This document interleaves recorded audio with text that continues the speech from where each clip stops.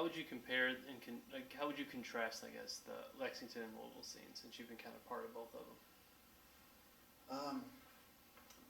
I've experienced them differently because in Lexington, most of the years I was in Lexington, I was single, and no real responsibilities, was waiting tables, spent a lot more time kind of out in it. Yeah.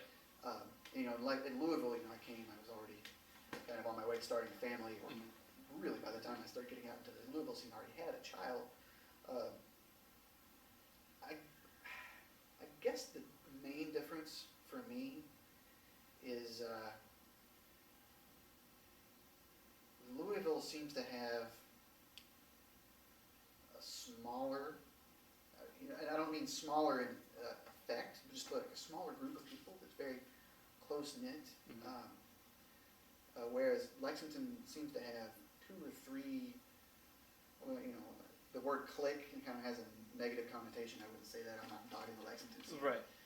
But kind of these 2 or 3 crowds that are doing their own things that work independently of each other, but would come to each other's shows, and encourage one another. Yeah. Both really positive. I think both towns have an unnecessarily negative view of the other, having experienced both. Yeah. I think we have a lot in common, and I have seen maybe just in my position, kind of straddling the 2 towns and being able to play with bands from both towns at the same time. Maybe there's more of a melding of the scenes now. At least, the scene that I know. Yeah. There's a lot going on here that I'm clueless about. Yeah.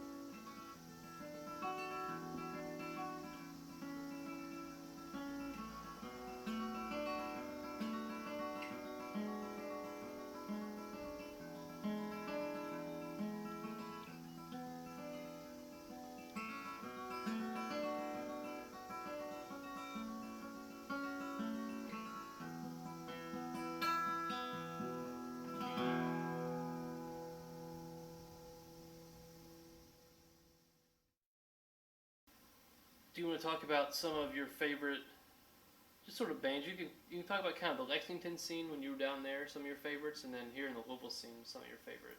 Yeah, that's easy. The Lexington scene, so many great bands. Big Fresh is probably my favorite band of all time. They bring sensibility. John Ferguson and Jeremy Midkiff, and a lot, even Ben Fulton, all just bring these great songs, and they every single one of them can play everything, and they're very talented in the studio. And back in the early days for me, like around 2000, 2001, they were still a pretty small outfit. They've since grown. Their studio sound is so big. They've got a pretty large lineup of musicians, players, and everything. Have you seen them live recently? Yeah, they just killer. And just seeing them, they've always set the bar for me. Always trying to pursue the level of songwriting and execution that they have. Big time fan of theirs. You all just recently played. Then you all just do a split where you all went down to Lexington, Whistle Peak, and then because I saw the show at Zanzibar. It was Thunder Over Louisville night. Yeah, that's right. Yeah, we played with them in Lexington, and then they came up and played here in Louisville. And it was amazing. Yeah, as always. John's a beautiful person. It was good to see him. They were one of my favorites. There's a noise scene in Lexington with nothing I would ever play, nothing I could ever really execute, but band Hair Police.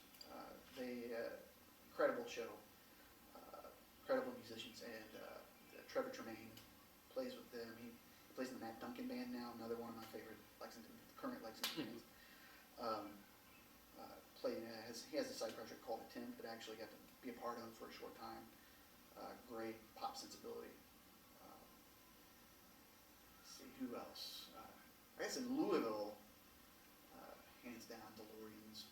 Just love Wax Fang. Yeah. You can't go wrong with those guys. Plastic Bubble. Definitely a big fan of these guys that can put together a melody. That can write. I don't want to say complicated music, but complex music that isn't ponderous. You can still shake your ass to it. Yeah. You can still get into it. And enjoy it, and it still makes you feel good. Regardless of the lyrical content. Yeah. Those are some of my favorites. Cool. Definitely. And what have been some of your? I'll kind of do my third, that I always ask. Sort of the highlights of your musical career with any of the bands that you've played with. Kind of moments where you're like, wow, I can't believe I'm doing. That I'm playing this show or that show. Playing with high watermarks in general is a high point, but I think one moment in my life I couldn't believe I was doing this. I was sitting in a kitchen with Hillary playing a song of hers, Questions and Answers, and it's an Apples and Stereo song off of her Wallpaper Reverie, and she just broke it out and jammed on it, and I was playing it with her, and it was surreal. We're friends. We go back. It's hard to say you're starstruck around one of your friends because she's such a great person. But I still look back on that moment as just a holy shit moment. Like I can't believe this is happening. Opening for Clinic on several shows. Playing hacky. Well, actually playing soccer with a drummer from Clinic in a parking lot one day was a pretty awesome moment. Playing with Whistle Peak, had 2 or 3 great moments. Playing Forecastle was really fun. The 3 years ago, maybe 4 now. Just that whole experience being really well taken care of. Great moment.